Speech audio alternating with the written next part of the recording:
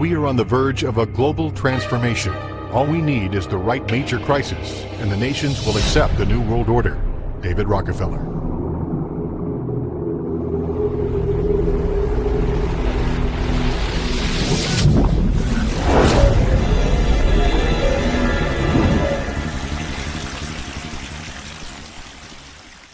You people and 62 million other Americans are listening to me right now because less than 3% of you people read books. Because less than 15% of you read newspapers. Because the only truth you know is what you get over this tube. Right now, there is an entire generation that never knew anything that didn't come out of this tube. This tube is the gospel, the ultimate revelation.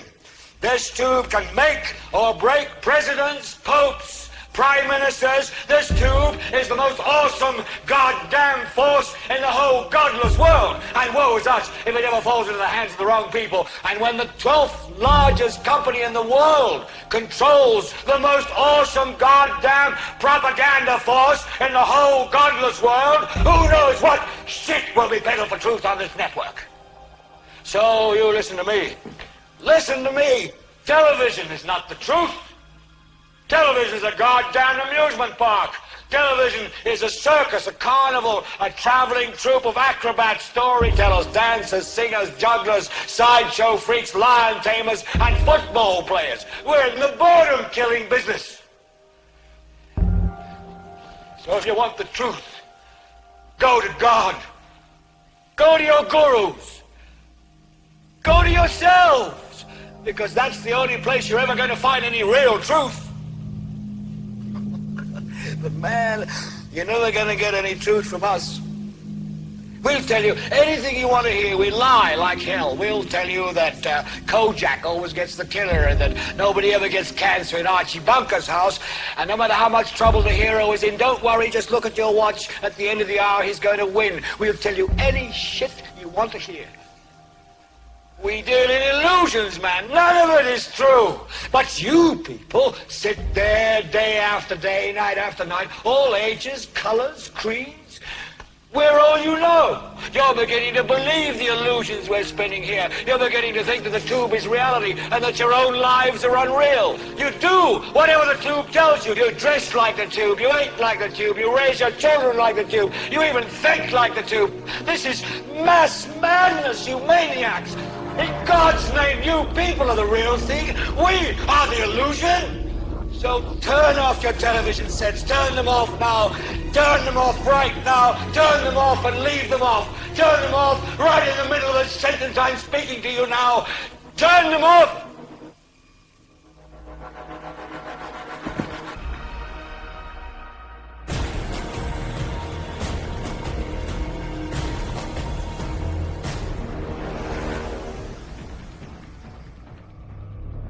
The media, which forms part of this conspiracy, they've been able to convince the people that unless something is on the cover of the New York Times, the Washington Post, Le Monde, The Economist, Wall Street Journal, it doesn't exist. Which is why so many times people say to me, if what you say is true and it is shocking, why is it not on the cover of the New York Times? Because again, the New York Times of this world, they form part of the Bilderberg organization. They form part of all these other societies. They're part of the elite.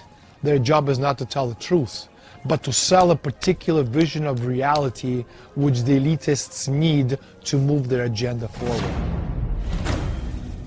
Imagine a private club where presidents, prime ministers, international bankers and generals rub shoulders, and where the people running the wars, the markets and governments say what they never say in public.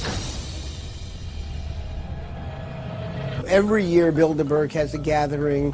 They'll bring together 100 to 200 people, many of whom make up the core of the transatlantic financial and political oligarchy. And they'll bring together a core group of powerful individuals, government people, the media, finance, and prospective young recruits, people in the political realm who are up and coming and who are going to be seduced and controlled by these oligarchical interests. And very often these meetings serve as a kind of a testing ground for whether or not certain people will be advanced in their political careers, including a number of individuals who've been elected President of the United States have been put through this kind of Bilderberg finishing school process. The Bilderberg Conference comprises about 130 of the world's, or Western world's, top decision makers, from the banks, the multinational companies, the EU Commission.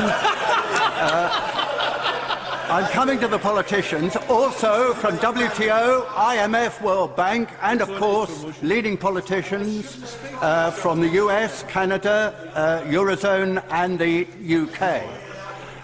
And I think, though they were clearly discussing some of the biggest issues confronting the Western economies at this time, why have we had no statement, either from the Prime Minister, or from the Chancellor, or indeed from the Minister without portfolio, all of whom attended in an official capacity? Why did they offer no statement, even though such decisions may well have a significant effect on UK government policy or the livelihood of future UK citizens?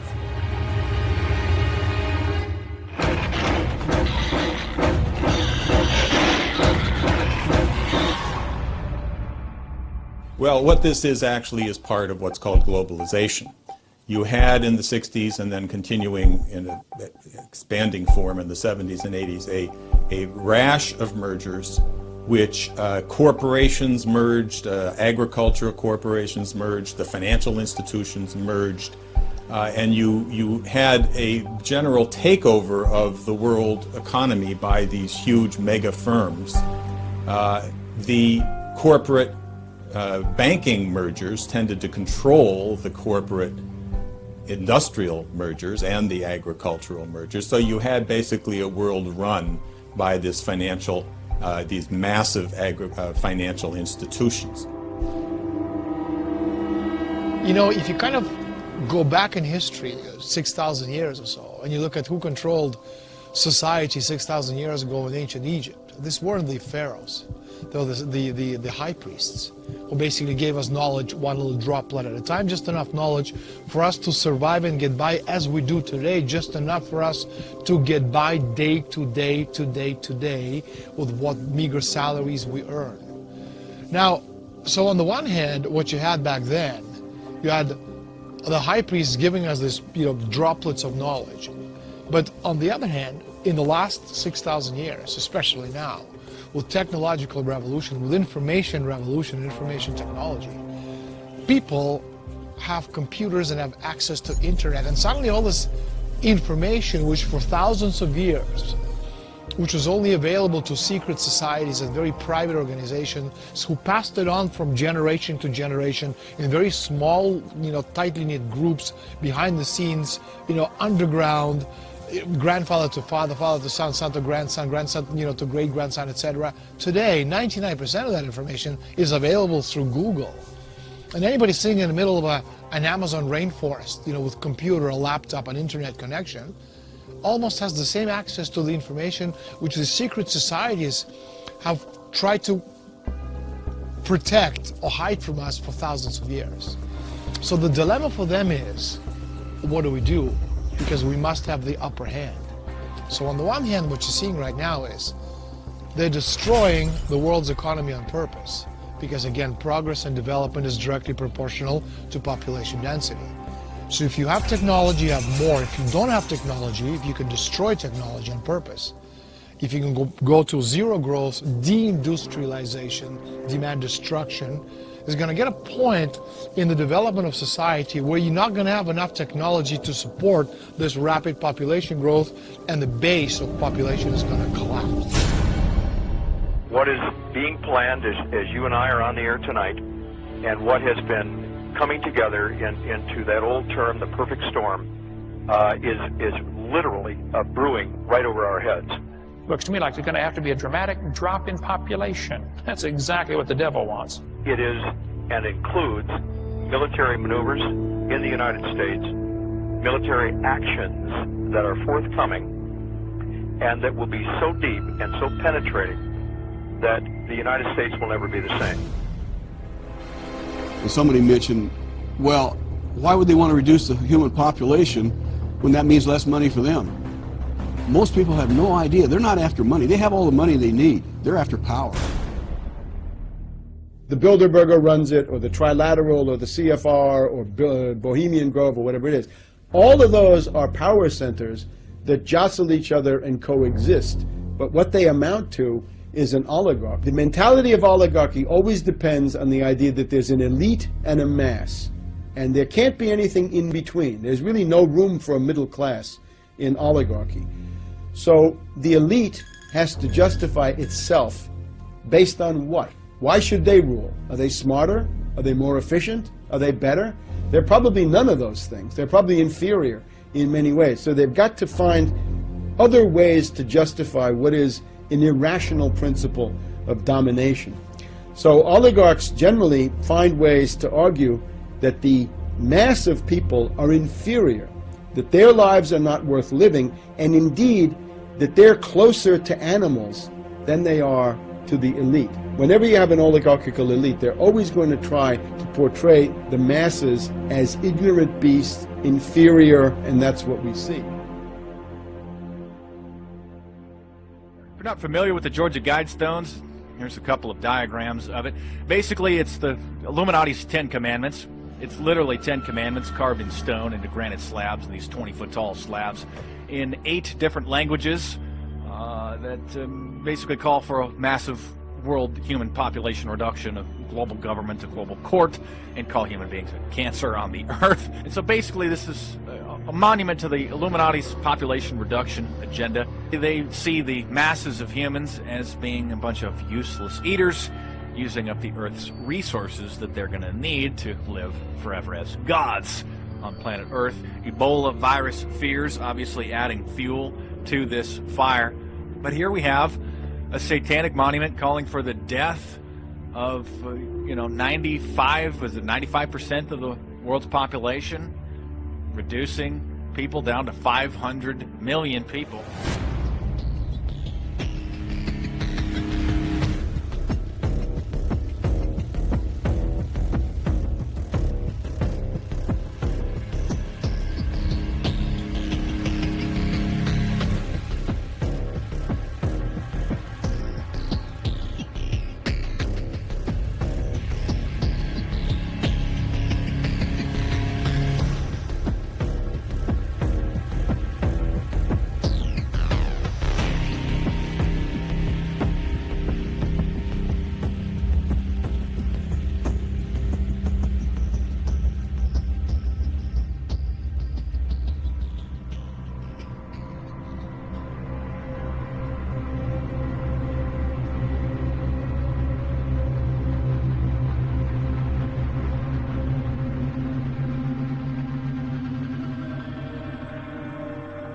In the event that I am reincarnated, I would like to return as a deadly virus in order to contribute something to solve overpopulation. Prince Philip, reported by Deutsche Presseagentur, DPA, August 1988. There is absolutely a plan to depopulate the world, and you simply have to listen to or read the writings of people like Prince Philip of Great Britain, who has stated explicitly that we should reduce the population of the world from 7 billion people down to 1 billion. You know, we're living on a very small planet with limited natural resources and never growing population base. If you extrapolate that into the near future, in one generation we're going to go to about 10 billion people, then we're going to go to 14, 18, 21. It's going to get to the point we're always going to have enough space, because 7 billion people space-wise is not a lot. But we are running out of food, and we are running out of water, and we're running out of natural resources. So for the elitists, for the Rockefellers of this world to survive, and I say Rockefeller not because he's important, but because he's well-known, he's popular, which is not the same as being important. For the Rockefellers of this world to survive, most of us have to die. It is no secret that the land that the United Nations is built upon today was purchased with money donated by the Rockefellers. The official Rockefeller Archive Center has this to say on the matter, quote, John D. Rockefeller Jr.'s deep interest in international relations was reflected by his many contributions directed to international causes. Perhaps most outstanding in this field was his gift of $8,515,000 in December 1946 for the purchase of the land for the permanent home of the United Nations in New York, end quote. This land where the United Nations headquarters now sits in New York was originally owned by a prominent real estate developer named William Bill Zeckendorf. As the story goes, Nelson Rockefeller, on behalf of the United Nations, went to Zeckendorf with an offer to buy the property. Zeckendorf agreed, and Nelson's father, John D. Rockefeller Jr., donated the money to the United Nations in order to finance the purchase of the land. While this story is usually presented as just another selfless act of charity by the Rockefellers, there is some evidence to suggest that there were ulterior benefits associated with this donation. This Rockefeller support of the United Nations continued after the creation of the UN and continues to this day. It would be too much to list all of the ways that Rockefeller-related organizations contribute to the United Nations today, but their influence can be seen through examples like the Rockefeller Foundation providing grants to the United Nations, or the Rockefeller Brothers Fund funding the United Nations Foundation. More important, though, than the motive to make some money off of a land deal was the Rockefeller vision of a one-world government, as revealed on page 405 of David Rockefeller's autobiography, Memoirs. It is in this passage that David reveals his family's ultimate goal. Quote, For more than a century, ideological extremists at either end of the political spectrum have seized upon well-publicized incidents such as my encounter with Castro to attack the Rockefeller family for the inordinate influence they claim we wield over American political and economic institutions. Some even believe we are part of a secret cabal working against the best interest of the United States, characterizing my family and me as internationalists, and of conspiring with others around the world to build a more integrated global political and economic structure, one world, if you will. If that's the charge, I stand guilty, and I am proud of it. End quote. The United Nations fits well into the Rockefeller family goal to build a more integrated global political and economic structure, one world. Through United Nations programs such as Agenda 21, local decision-making power is being eroded and being replaced by regional governments that continue to become more centralized.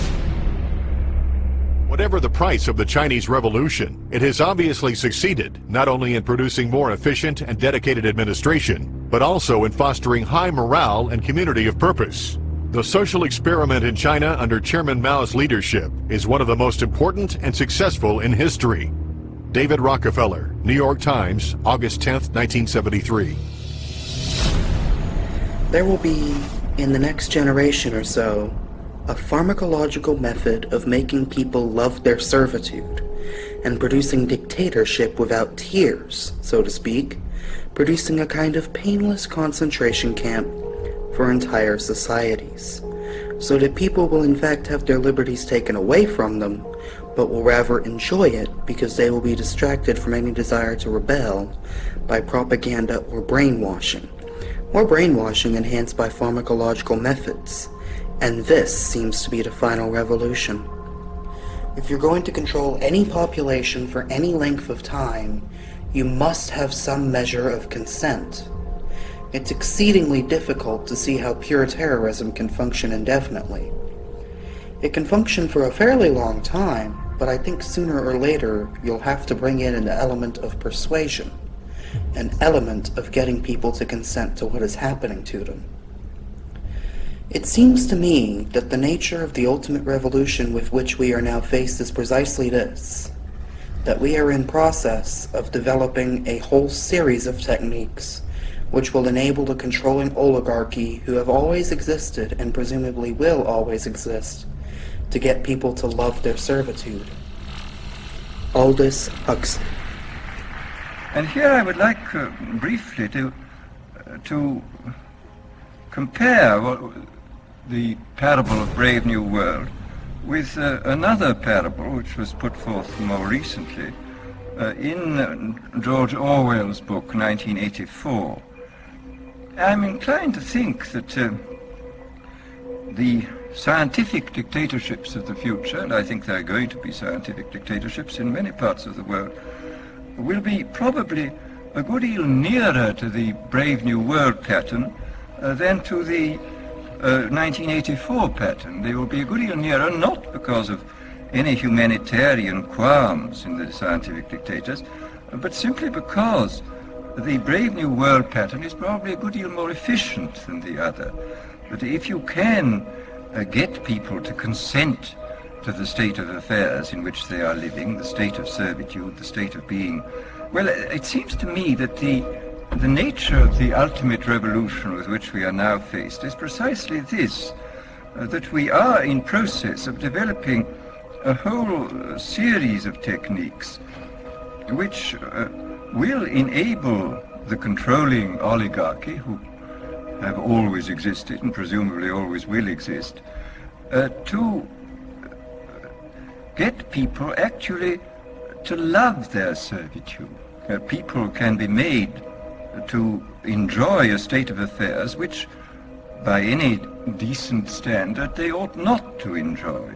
And these methods, I think, are a real refinement on the older methods of terror, because they combine methods of terror with methods of acceptance. But then there are various other methods which one can think of. There is, for example, the pharmacological method. This was one of the things I talked about in Brave New World. And the result would be that, I mean, you can imagine a euphoric which would make people thoroughly happy even in the most abominable circumstances. I mean, these things are possible.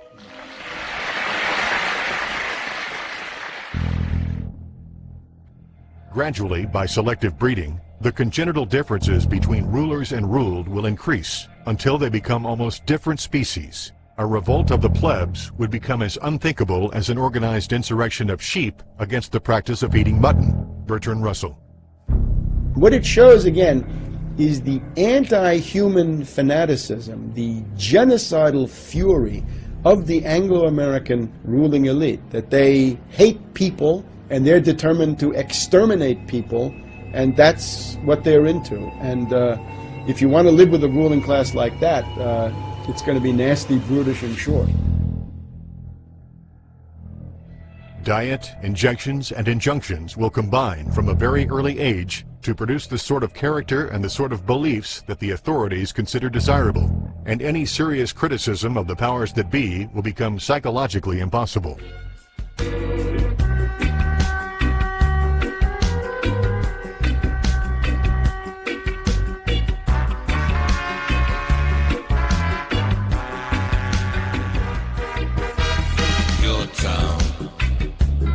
Get 'em put on lockdown. Everywhere is being closed down. My town. Just get 'em put on lockdown.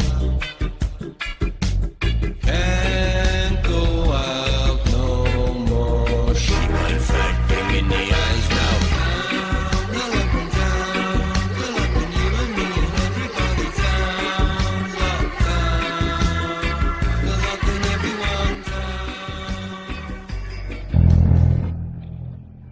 I appeared before the Congressional Committee to tell what I knew of activities which might lead to an attempt to set up a fascist dictatorship.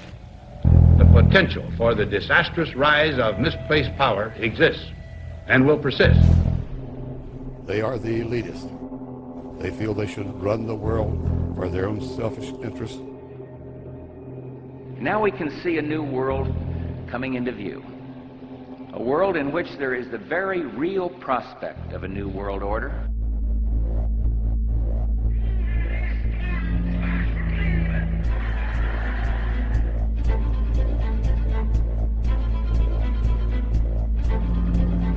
There is a chance for the President of the United States to carry out a phrase his father used, and that is a new world order. National Socialism will use its own revolution for establishing a new world order. Adolf Hitler. I think you need a new world order that China has to be part of the process of creating it, and they have to buy in. They have to own it the same way as, let's say, the United States owns the Washington Consensus, the current order. And then I said, so what are the ultimate goals here? He said, the ultimate goal is to get everybody in this world chipped with the RFID chip, and have all money be on those chips and everything on those chips. And if anybody wants to protest what we do or violate what we want, we just turn off the chip. In 1966, Professor Quigley published his major book on the secret society. It's called Tragedy and Hope, A History of the World in Our Time. The tragedy was because, of course, of the terrible wars that we fought, World War I and World War II. The hope was that the secret society would accomplish their goal of creating a one-world government run by a ruling oligarchy, which Professor Quigley identified with and was very close to all of his professional life. But he wrote about them because he felt that people had a right to know history. And we're indebted to Professor Quigley for revealing what he revealed. Now, I know what he revealed is true because I went through his papers and I copied those papers, and of course I distributed them. So in case somebody came after me and tried to burn down my home or kill me, the papers would be in other people's hands, so they are. And we have several copies of all the papers distributed, so that, well, so far nothing's happened to me. And so we have then written as much as we could and talked as much as we could about what Professor tells us about the secret society that not only controlled England, it eventually came to be controlled by a front group. It's called the Royal Institute for International Affairs. It's located at number 10 St. James Square in London, and it is the group that controls your government. It dominates, it works closely with the monarchy. Your parliament in England is simply a front. They don't make the decisions. The decisions are made by the Royal Institute for International Affairs and the hierarchy that runs that. A comparable group was established in the United States in 1921, and that is the Council on Foreign Relations, which is located at 58 East 68th Street in New York City, and I've been there. I've been through their files on several occasions. And of course, the whole purpose of the Royal Institute, not only in England, but there are comparable groups in South Africa and New Zealand and Australia and in Canada and in most of the members of the British Commonwealth, which is really what joins the Commonwealth together. And the average Englishman has no idea because your media is controlled, and you're never going to have the chance of learning the truth that your electoral system, your so-called democratic process, is totally fraudulent. There's a small elite group made up of bankers and financiers and educators who believe in this concept of world government and are using the financial and military power of your country and, of course, of my country to bring about this world government. The final step after the world's subjugated is to usher in the age of transhumanism, where the elite meld themselves with machine in some kind of attempt to gain immortality, while the people they let live, about 10% of us, will be their genetically dumbed down, engineered, subservient slaves. It's promising, I think, to bring humanity its darkest days. The people they let live they'll be living in, we know the megacities. There are 11 megacities planned. They're going to be densely populated with 6 million people, but that also tells you, too, how many of us they're going to wipe out. If you've got a country of 315 million people, and you've got 11 communities of 66 million total, that tells you what the casualty rate is. How they're going to get us to there, the pandemic releases that are going on right now. And the whole notion where this is headed, ultimately, is the Third World War. The bankers in Basel, the big guys that run the central banks, the Bank of International Settlements, want these wars of unification so they can bring about their new world order. There is no stopping it. America had its chance to mobilize and try to stop the coming tyranny, but we couldn't get off the couch, stop watching the NFL. Well, the new NFL term stands for not for long, and that's how much time this country has left. Americans have been wallowing in their own apathy and ignorance for decades. Soon they'll be wallowing in their own blood. After a man has far more money than he possibly can spend for pleasures, what is left to excite him? For those with a ruling class mentality, the answer is power, raw power over other human beings. Money can buy such power only to a point. Beyond that, politics is the sport, and world politics is the ultimate game. These men are striving to create a world superstate, with the expectation that from behind the scenes, they will be the ones who will rule. If those who seek world dominion can stimulate leftist mobs into violent confrontation with local law enforcement, and also provide exhaustive news coverage so that the entire nation can see and tremble, then the peaceful and freedom-loving majority can be programmed to accept a vast expansion of government powers and even a national police force, offered supposedly to end the violence. If those who seek world dominion can raise the specter of an enemy armed to the teeth with superior atomic weapons on the verge of launching a nuclear holocaust, and also offer world government as the prevention, then millions of Americans can be programmed to accept the loss of national sovereignty as our last best hope for peace.